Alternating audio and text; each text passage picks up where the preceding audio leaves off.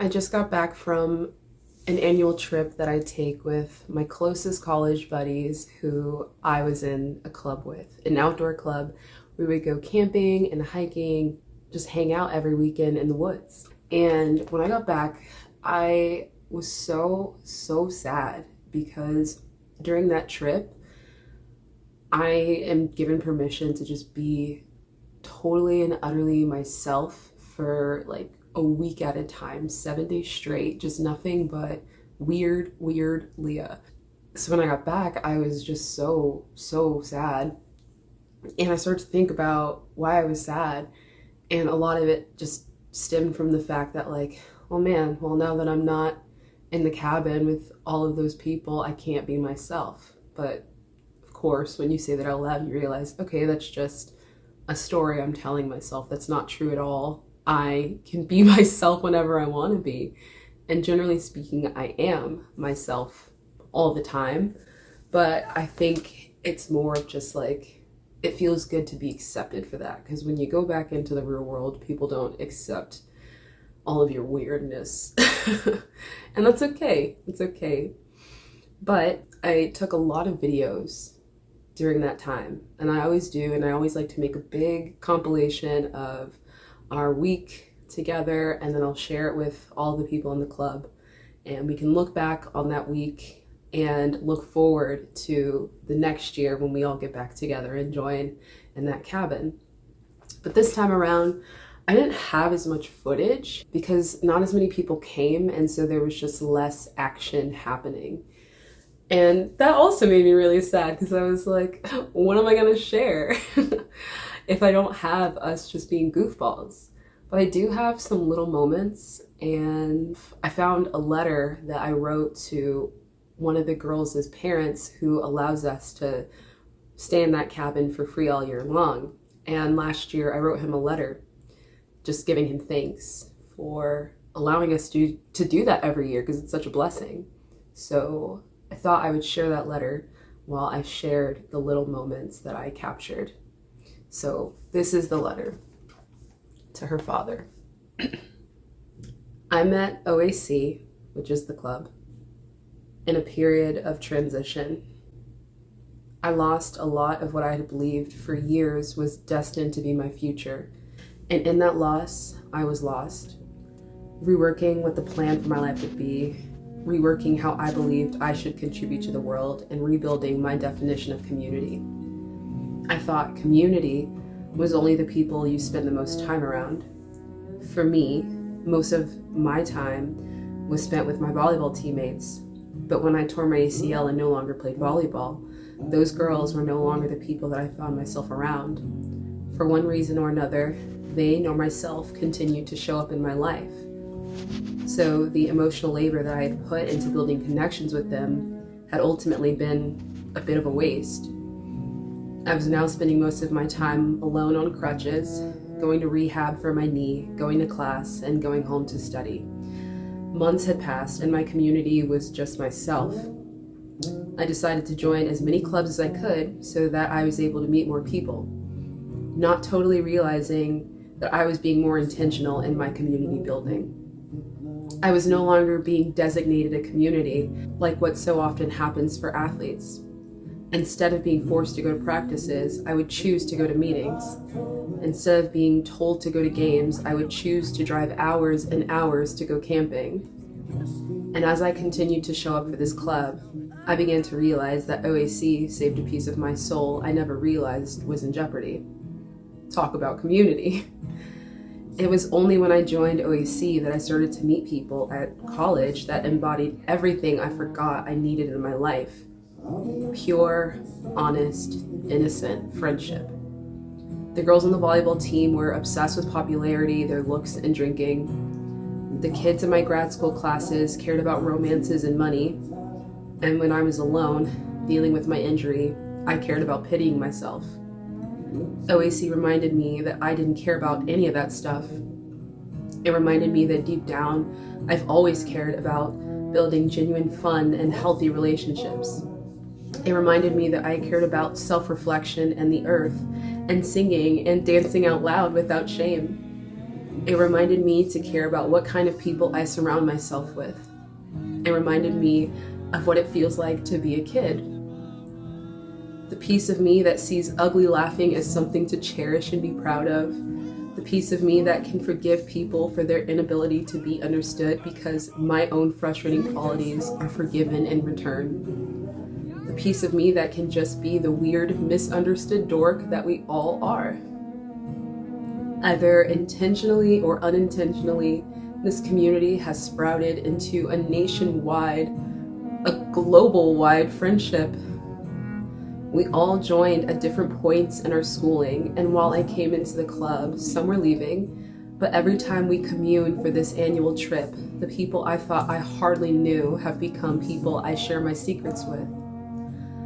One thing that each and every person expressed at the end of our trip during our highs and lows was that 1, this has been the hardest year of our lives, and 2, being together on this trip has made this year great. If not for your kindness, it probably wouldn't have been possible for all of us to come together in an embrace that could shake off all of the sadness, fear, frustration, anger, and grime that 2020 has brought. Each and every member of OAC has found themselves in a transitional period, like the one that I was in when I first joined the club. We are far from college now, yet still far from the stability that adulthood has always promised us. Every day, each of us experience constant change, and with that, it is such a relief to have each other as a constant, even if we can only be together for a few days out of the year. Thank you for giving us the chance to do that. Sincerely, Leah. So although this video is short and not as exciting and action-packed and goofy as the first videos were, that trip was still impactful, and I'm still so grateful to have you freaking weirdos in my life. Keep being weird, keep being yourself. I'll see you next year. Say your name, say a fun fact. My name is Soph. My fun fact is, I know a dad joke is that one. Say it.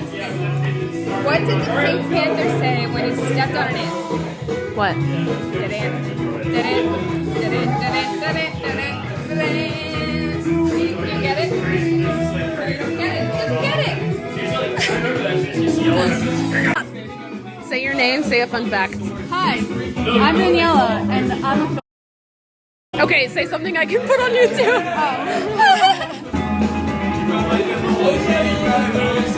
Hi.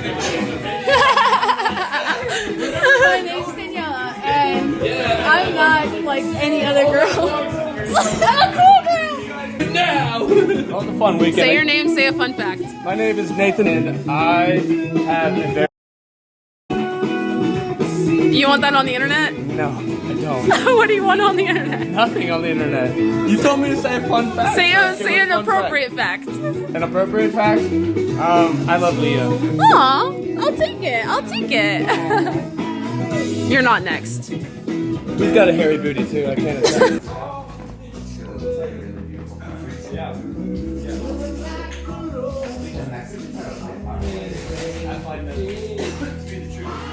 Say your name, say a fun fact. My name is Nate, and when I was a senior in high school, I marched in the Thanksgiving Day Parade. Where? New York City, of course. The Macy's Thanksgiving Day That's Parade. awesome. Say your name, say a fun fact.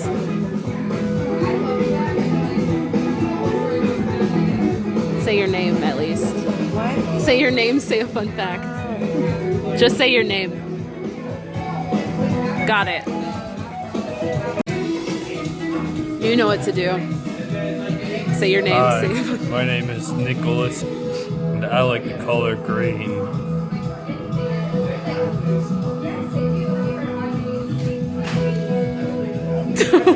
I know you have heard of magic before, but have you heard of witchcraft? You probably have its mainstream.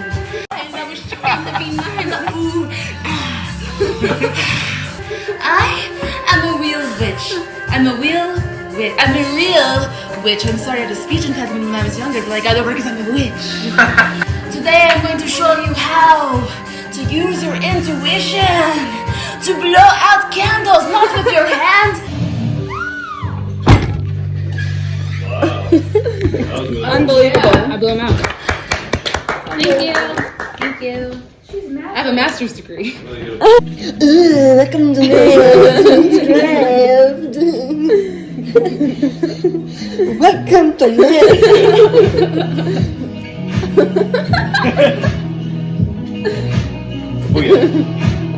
Doesn't that hurt your eyes? No. Oh. Wow, I could do it. Why couldn't she? On this day of January 7th, I think I reign the Cream cheese and shredded cheese. Pedro. Hola. Queen of Endless Horizons. Ole! This is the greatest day of my life. Even when it's 7:30 and the time is running low, when your heart gets cold. I mean, that's the whole point of it.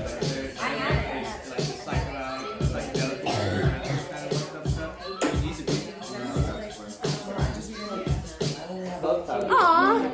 That's why you had the one, and that's why I asked if that was the only one you had. So. Wait a minute. Good show. You got Real statement. the one black person here a police car? It's a transformer. Does it transform into a black person? Does it transform into justice? This is really beautiful, and I have a collection on my. What is it? What was it called? Pink tourmaline. Do you know like the properties or like? Wait, group hug! Group hug! I'm not working on anything. There's Nate. Hey, Nate. It wasn't a group without Nate. Now to you, my friend. Everyone go to your cars. For now, to you, my friend. Goodbye. For now, until we meet again. It's been great to play and sing together in the box, but now it's time to say goodbye. Goodbye for now to you, my friend. Goodbye for now until we meet again. I said goodbye for now until we meet again.